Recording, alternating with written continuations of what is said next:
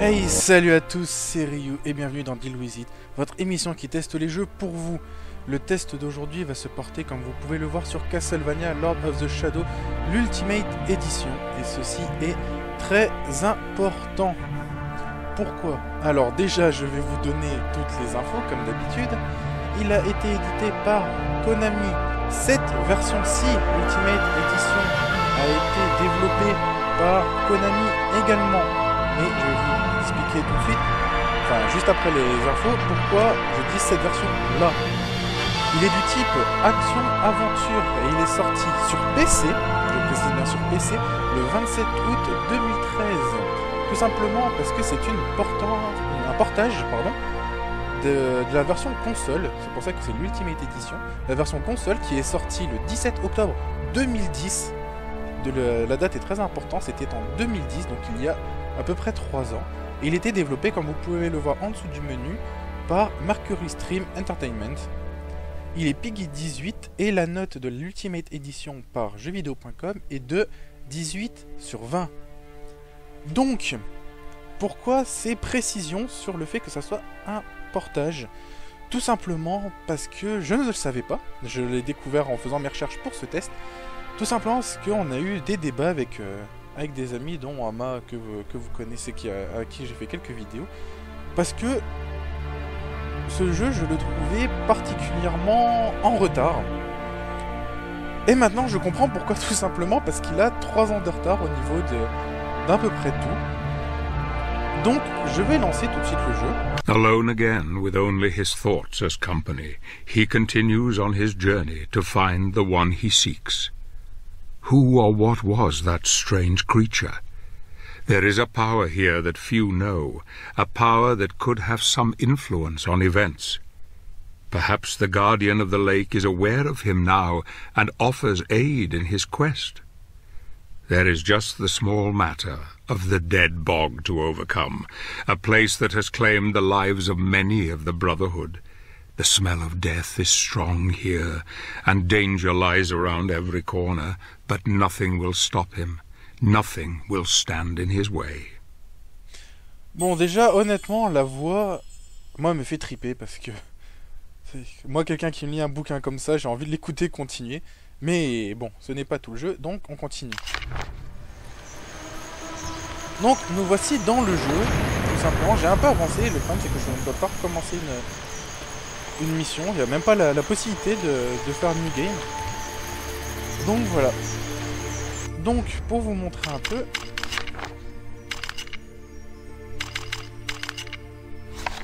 je suis en ultra. Hein, bon, à part... hop, pour la vidéo, je vais mettre en ultra. Vraiment ultra de chez ultra. Hop. On continue. Donc voilà, moi ce qui m'a rebuté quand j'ai commencé à jouer pour vous proposer ce test, c'est que c'est moche. Quand on a joué à des Crysis 3, même à Saints Row 4, à tous les jeux qui sont sortis ces derniers temps, c'est moche. C'est très moche. C'est pour ça que je vous rappelle que c'est un jeu de 2010. Ce qui fait que, pour moi, honnêtement, ce qui me gêne énormément, c'est que Konami a tout simplement ressorti un jeu en disant bon, on a ce jeu là, on va le mettre sur PC, on va le mettre sur un CD, on va le faire lire par les PC, et on va le revendre. Clairement, ils auraient pu faire un effort au niveau du design. Pour ce qui est du gameplay, il est assez simple, un bouton pour sauter, le stick, je suis sur, comme d'habitude, je suis à la manette sur PC. Le stick pour se déplacer, un bouton pour attaquer vers le haut, un bouton pour envoyer les armes secondaires, parce que dans tous les Castlevania vous avez des armes secondaires. Pour l'instant j'ai la dague, et un bouton d'attaque circulaire. Jusqu'à là, tout va bien, mais clairement je suis déçu. J'ai attaqué le jeu en me disant que c'est un Castlevania, que j'adore les Castlevania, et que je vais prendre du bon temps. Et clairement, c'est laid. J'arrive pas à m'enlever cette idée de la tête du fait que c'est vraiment pas beau, que c'est vraiment fini avec les pieds. Et que le gameplay est pas mieux. c'est vraiment... Bon, on a pas, je suis légèrement en train de revenir en arrière. C'est du gameplay 2010, faut pas... Hop, voilà. C'est du gameplay 2010, c'est du gameplay réchauffé, c'est du beat'em all. Non, je pense que je vais pouvoir vous montrer un combat, ça serait bien. Même si je suis vraiment pas dans la partie la plus boulante du jeu, ce qui est aussi... Là, arrivé à là, j'ai commencé à être ça. C'est ce qui s'appelle soirée comme il faut, tout simplement parce que c'est un pseudo QTE pour passer ces monstres là si on n'arrive pas à attendre que ça passe. Hop, il disparaît. J'arrive, il disparaît.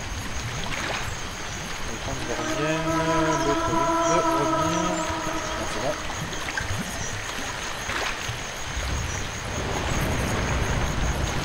Donc là vous pouvez voir une fontaine de santé sur le côté, mais je suis sous live donc je n'ai pas vraiment d'intérêt.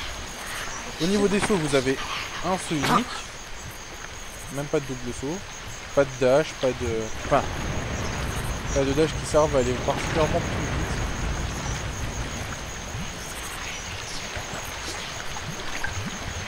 Honnêtement un truc comme ça dans un jeu type arcade, j'aurais bien aimé pouvoir sauter par-dessus, balancer mon dash et essayer d'atteindre l'autre côté, mais non, c'est pas possible.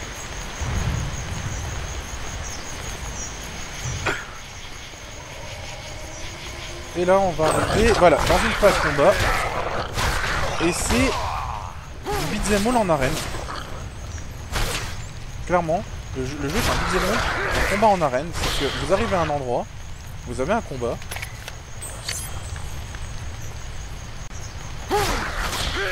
Donc vous avez un combat, vous faites votre combat et c'est tout. Une fois que vous avez fini votre combat, une fois qu'il n'y a plus d'ennemis à tuer, bah vous avancez, c'est limite si ça aurait été pas mieux qu'ils nous rajoutent ce petit bouton de go. Bon par contre j'aimerais bien avoir une indication pour ma quête, ça m'arrangerait. Parce que là... Bla, menu, carnet de voyage, absorber, secondaire, magie, tenir, parer, et bien sûr il n'y a pas de bouton pour me dire par où je vais. Alors, il nous dit le passage de main pour lui prendre sa grenade, faut utiliser RT. Faut tenter de dire que...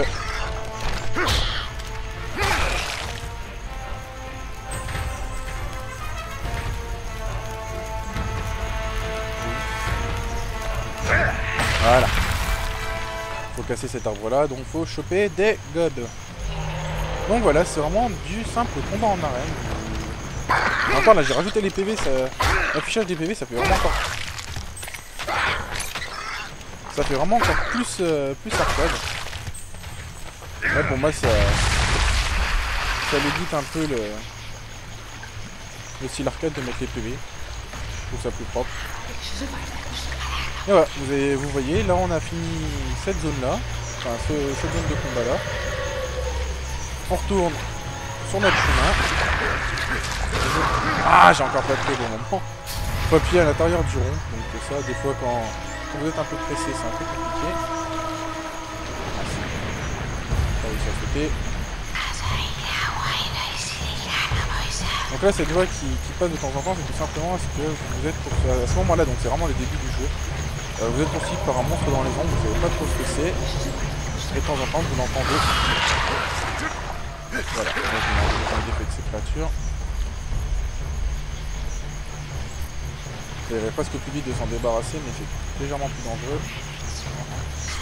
Là, je ne peux rien faire, hein. Je spam le bouton d'attaque, il ne faut même pas dire que je vais les combattre directement depuis la flotte, ce n'est pas possible.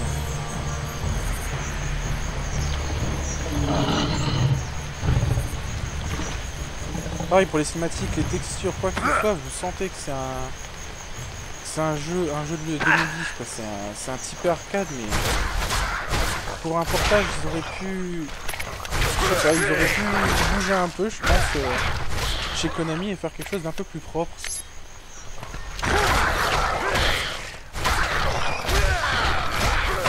Bon, clairement, maintenant que je sais que c'est un jeu 2010, ça me donne un peu plus de plaisir à y jouer parce que j'avais prévu vraiment une note très basse.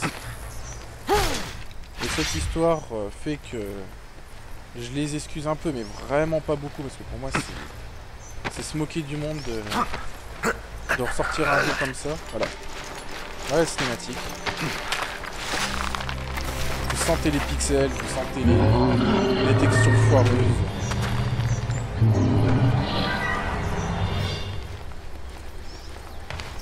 Bon, à part le son, l'image, le son est beau, enfin le son est bon. Les musiques sont entraînantes, sont bien dans le... Forgive me, brother, dans le type. but my need is far greater than yours.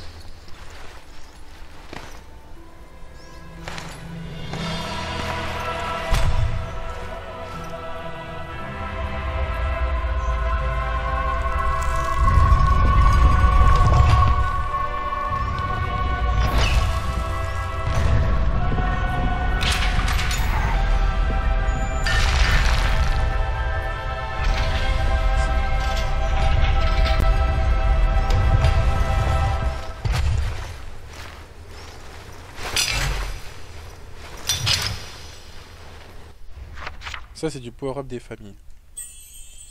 Donc, vous voyez, le son est bon, les voix, les doublages sont bons. L'histoire est... J'ai pas encore bien compris l'histoire. Vous suivez apparemment, comme d'habitude, un chasseur de vampires, mais pas de la famille Belmont, parce que... Pour expliquer à ceux qui ne connaissent pas Castlevania, parce que c'est quand même un jeu qui est assez ancien, l'histoire de base, c'est la famille maudite des Belmont qui est contrainte de combattre les vampires tout le temps. Quand ils reviennent, c'est eux, un peu à la... Si vous connaissez le film, un peu à la Van Helsing. C'est des chasseurs de monstres qui doivent combattre les vampires. Et en général, Dracula se fait à nouveau ressusciter pour la 200 millionième fois.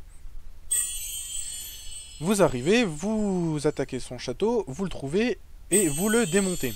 Entre temps, vous avez des power-ups, des monstres à tuer, des boss à vaincre.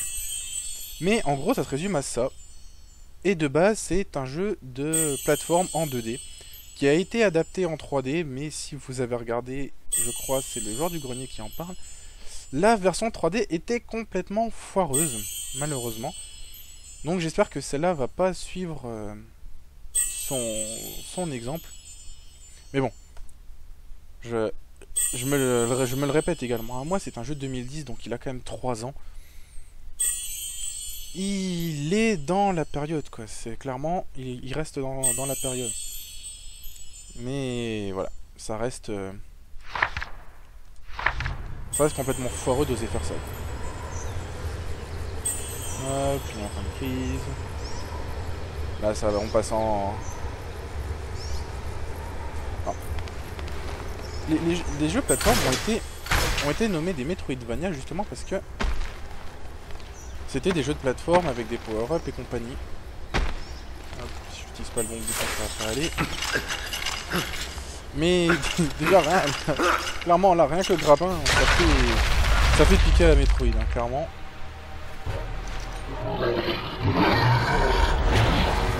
Je vais tenter de dire que c'est un troll. En plus, vous allez pouvoir voir un combat de boss.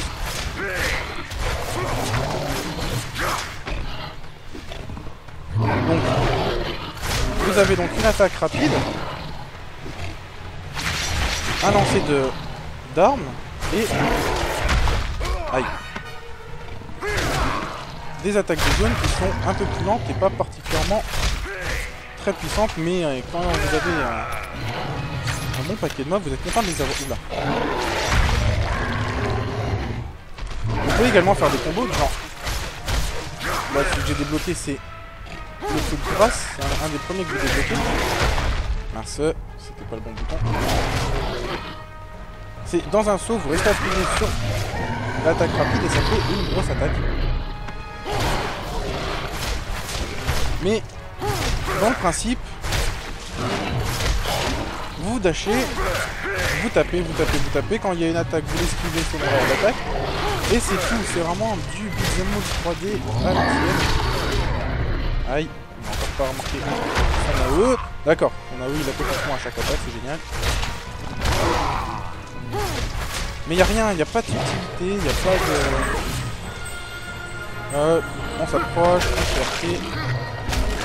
Le petit couteau qui va bien. Que j'ai foiré bien sûr parce que j'ai tapé le couteau. Ah ouais, louper le QTE c'est... mortel. Donc on va se refaire ce petit combat de boss, maintenant que je l'ai compris. Donc la difficulté là, au niveau des boss, hein, que le boss du tutoriel, en ce moment, j'ai passé un certain temps parce qu'il m'en a fait baver.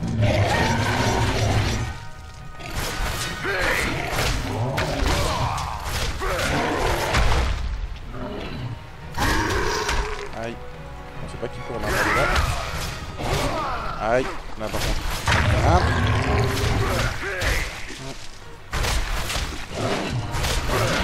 Bon, là, donc vous voyez, là j'ai affiché sa barre de points de vie. Dans les options, vous pouvez les mettre ou les enlever. Tant qu'à avoir un jeu type arcade, bah, autant avoir les avantages de l'arcade. Hein. C'est tout simplement de pouvoir voir les points de vie du monstre et pas taper comme un dingue jusqu'à ce que le monstre tombe.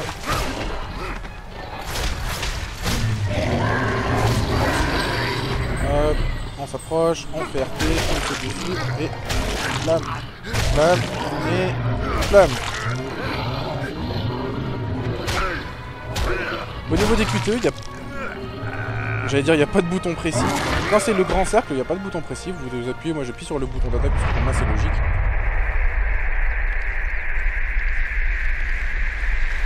Et voilà, on vient de défaire un monstre. Le bouton RT fait le café, honnêtement, il sert à attraper les monstres, il sert à activer les choses. Je pense qu'on parlait plus de points. Ah, c'est cool ça. Ça voudrait dire que en arme secondaire, on n'aurait que des poignards, ce serait étonnant pour un Castlevania. Qui proposait également des lances, des hachettes, de l'eau bénite. En même temps, du combat contre des vampires sans eau bénite, c'est pas drôle. D'accord. Maintenant. Oui, je peux transporter. Oui, donc il y a d'autres... c'est moi qui dis n'importe quoi, il y a d'autres armes. Mais sauf que, cette fois-ci, on peut les sélectionner avec la croix directionnelle. Parce que dans les anciens Castlevania, les armes secondaires s'interchangeaient. Quand vous aviez une super bonne arme secondaire, genre l'eau bénite, et que vous attrapiez une arme pourrie comme le poignard, et bah vous l'aviez dans l'œuf parce que l'eau bénite disparaissait, elle ne popait même pas au sol. Et vous la perdiez définitivement, donc quand c'était vital de l'avoir. Alors, est-ce que... Alors. Donc on va continuer un peu.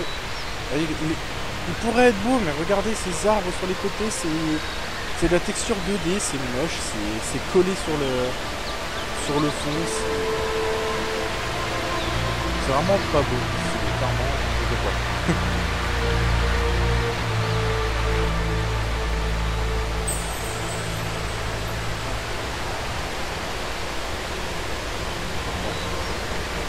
On va passer sur une phase Prince of Persia.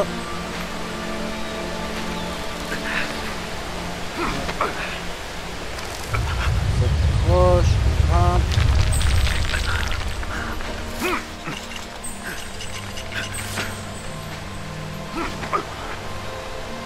Attends, j'avais deviné les gens hein, que...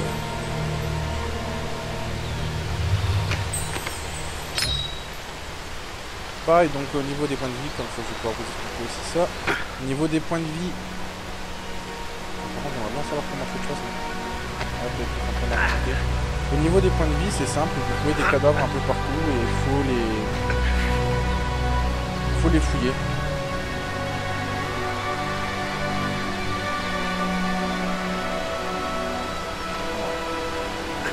Pour avoir une explication, s'il vous plaît. Non, je ne veux pas. Saisir, agrippez-vous, vous pouvez descendre le mur en rappel là-bas. Ok, le fil du chemin est là. Après, est-ce qu'il est possible de louper un saut? Je ne sais pas et je n'ai pas envie de le savoir.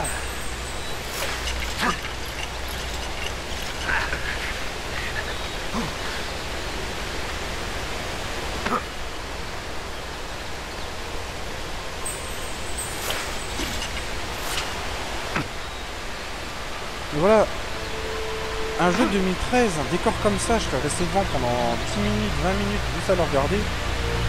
Mais là, ça donne pas envie tellement c'est fini avec les pieds, quoi. On peut tomber.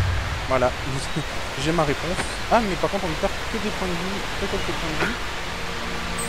C'est une assez bonne nouvelle en soi.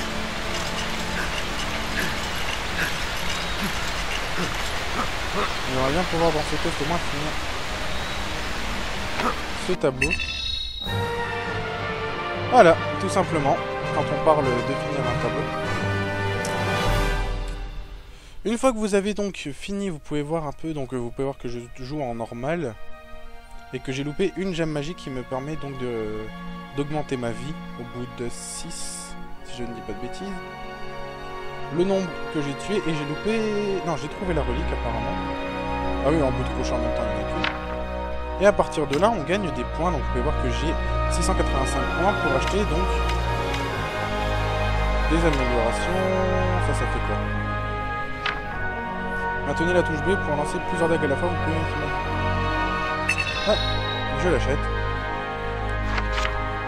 Et voilà, j'ai perdu mes points. Il y a quelques phases à cheval. Honnêtement, j'ai pas trouvé d'intérêt. C'était un couloir, le cheval avançait tout seul, il suffisait juste d'exploser les monstres qui essayaient de vous faire tomber. Le cheval vous faisait tomber, vous tombiez dans une arène, vous explosiez les gobelins ou les monstres qui vous attaquaient. Le cheval revient, on remonte, on continue le chemin, et merci, au revoir. Ça c'est la guillotine, c'est le... Là, clairement, quand vous voyez ça, c'est beau, le livre est beau, les pages sont belles, l'écriture est classe, et ces petites animations d'explication, elles rendent super bien. Mais voilà, c'est de la beauté qu'ils ont pas mis dans le jeu. Donc on va s'arrêter là, tout simplement, parce que ce test est fini. Comme d'habitude, je vous rappelle donc la note de jeuxvideo.com, qui était de 18 sur 20, sachant que les versions console étaient notées à 17 sur 20. Honnêtement, moi, je vous le conseille pas. C'est vraiment mon avis personnel. Si vous aimez Castlevania, si vous aimez l'arcade, allez-y, éclatez-vous. Tant que vous n'êtes pas rebuté par les graphismes. Mais si vous êtes un joueur de la génération actuelle, qui aimait vraiment le photoréalisme, les jeux beaux dans lesquels on a envie de rester pour voir et pour avancer, pour voir ces décors évoluer et compagnie, c'est pas le jeu qu'il vous faut. Clairement, c'est pas du tout le jeu qu'il vous faut. Donc, ma note ne sera pas en dessous de 10, parce que c'est du Castlevania et que je ne peux pas mettre une note négative à un Castlevania. Ça sera pas le 18 sur 20 de jeuxvideo.com parce que je le trouve vraiment totalement abusé comme note. Je mettrai... Pour la musique, grâce à la musique et aux voix, je mettrai 11 sur 20, clairement. Je me t'atteins, c'est vraiment dur parce que sachant que j'avais mis à 13 sur 20 à Lost Planet, ça me fait vraiment mal de mettre une note aussi proche pour un jeu qui est très loin de cette qualité. Et encore, Lost Planet était vraiment pas la perfection. Mais je vais mettre un 11 sur 20 parce que les sons sont bien, les voix sont bien, le design des menus, juste les menus sont beaux, sont sublimement beaux, mais le jeu est laid, le gameplay est vieux. C'est du rétro, clairement c'est un jeu rétro qui ressort en 2013 sans amélioration. Donc, pour moi, c'est se moquer du client, c'est vraiment pigeonner les gens que de revendre ça au prix des jeux actuels sans l'améliorer et d'appeler ça Ultimate Edition juste parce que c'est mis sur un PC. Donc, ma note sera de 11 sur 20. Cette édition de Deal With It est donc terminée. Vous en retrouverez une très bientôt sur Rayman Legend, je l'annonce. Si vous la regardez une fois que Rayman Legend est sorti, c'est que vous avez quelques jours de retard, parce que je compte vraiment faire des tests assez souvent. Quand les jeux sortiront, j'essaierai de me les procurer et donc de faire les tests. Sinon, je vous invite à liker cette vidéo, la partager sur les réseaux sociaux, ainsi que me rejoindre sur les réseaux sociaux. Toutes les infos sont sur la page de la chaîne. Abonnez-vous et laissez des commentaires pour me donner tout simplement vos avis sur le jeu. Parce que vous avez peut-être pas les mêmes avis que moi. J'ai discuté avec des personnes qui ont trouvé ce jeu génialissime. Si jeuxvideo.com donne un 18 sur 20, c'est qu'ils ont trouvé quelque chose. Mais personnellement, pour moi, même si ce jeu a une âme, il n'a pas le corps qui va avec, clairement. Il n'a pas le corps qui va avec l'âme des Castlevania. Donc voilà, je vous dis à la prochaine dans un prochain test. C'était Ryu pour Deal With It. Ciao, ciao.